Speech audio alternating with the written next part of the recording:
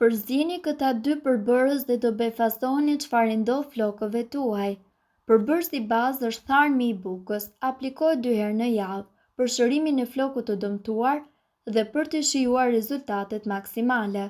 Duhet ta aplikoni së paku për 2 muaj rresht, pra 2 herë në javë për 2 muaj. Maska u përshtatet të gjitha llojeve të flokut dhe është e pazëvendësueshme në luftën kundër humbjes së flokut dhe për rritje të shpejtë. Përbërësit janë 1 lugë qumësht të ngrohtë, 1 lugë mjalt, 20 gram tharm të bukës.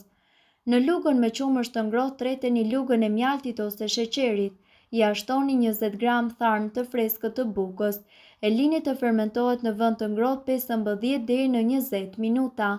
Masën e fituar aplikoni në flokun e pastër të lagur dhe e mbuloni me qese najloni dhe peshqir.